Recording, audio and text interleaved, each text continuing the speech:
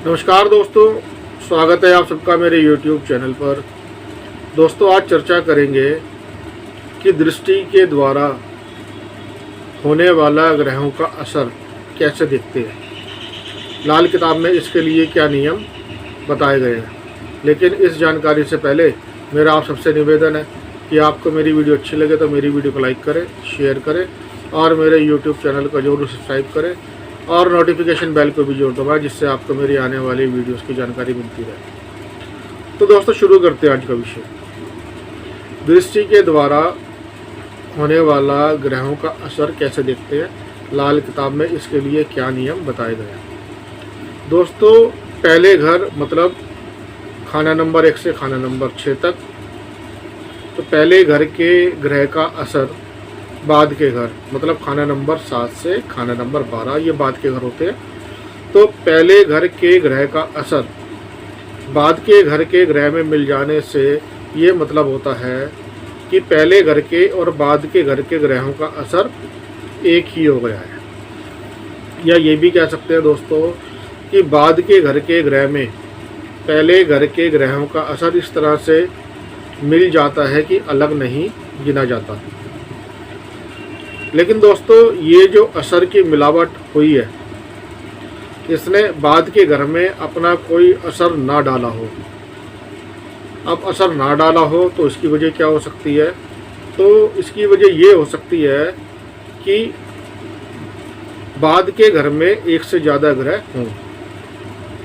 तो जब बाद के घर में एक से ज़्यादा ग्रह होते हैं तो हो सकता है कि बाद के घर में पहले घर के ग्रहों ने अपना कोई असर ना डाला हो। दोस्तों, पहले घर के ग्रह का असर बाद के घर के सब ग्रहों में, जितने भी ग्रह हों उन सब ग्रहों में जब मिलता है तो हो सकता है कि अगर यहाँ कंडीशन बताई गई है दोस्तों कि अगर बाद के घरों में जो ग्रह हैं, एक से ज़्यादा ग्रह हैं, तो बाद के घरों में जो ग्रह हैं वो सब आपस में मित्र हैं।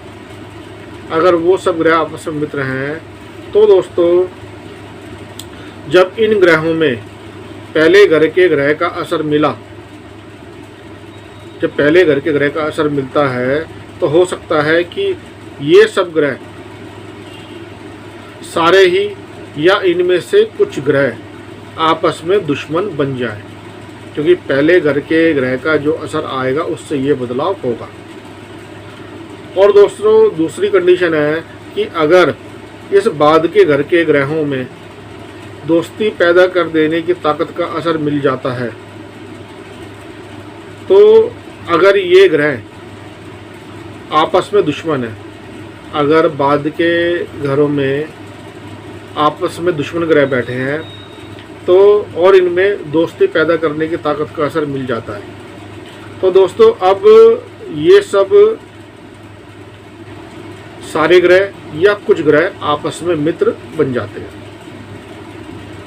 दोस्तों, पहले घर के ग्रह का असर बाद के घर में मिल जाने से ये मतलब होता है कि बाद के घर के ग्रह अलग अलग ही लेंगे, मगर वो सब ग्रह मंगल की मिलावट की तरह अलग अलग होते हुए भी अपना असर डालने वाले ग्रह का सबूत देंगे, क्योंकि इस घर का असर आ मिलने वाले ग्रह के असर ने सब ग्रहों के लिए बदल दिया, या बाद के घरों के ग्रहों के लिए वह घर किसी और ही असर का हो गया।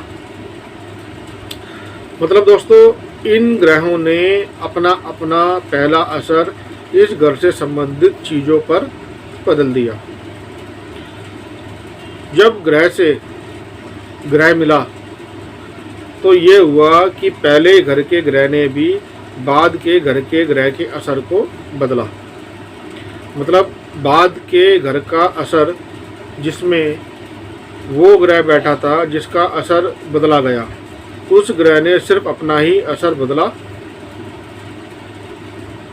अपना ही, तो उस ग्रह ने सिर्फ अपना ही बदला हुआ असर उस घर की सिर्फ उन चीज़ों पर किया जो चीज़ें उस असर उस असर बदला जाने वाले ग्रह की है।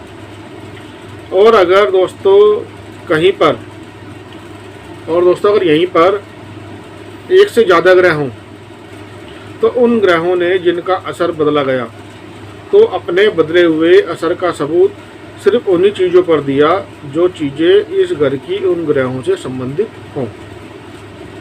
दोस्तों इसको एक एग्जाम्पल के मैं माध्यम से आपको समझाता हूँ कि मान लीजिए 7वें घर में बैठे हैं शुक्र और बुध और पहले घर में है सूर्य। तो दोस्तों 100% दृष्टि की वजह से सूर्य का असर शुक्र और बुध में मिलेगा। अब सूर्य यहाँ पर उचका है तो सूर्य का उचका ही असर शुक्र और बुध में मिलेगा, तो जिसकी वजह से क्या होगा दोस्तों कि शुक्र और बुध दोनों ही चमकेंगे और 7वें घर के नीच सूर्य का असर नहीं होगा। और दूसरा एग्जांपल मैं आपको बताता हूँ दोस्तों कि शुक्र 6th हाउस में है और मंगल 12th हाउस में है। तो शुक्र मंगल को 7वीं दृष्टि से देख रहा है क्योंकि छठा घर देखता है 12वें घर को। अब शुक्र छठे घर में दोस्तों नीच का है और 12वें घर में शुक्र उच्च का है, तो छठे घर में नीच का असर देता है और 12वें घर में उच्च का असर देता है।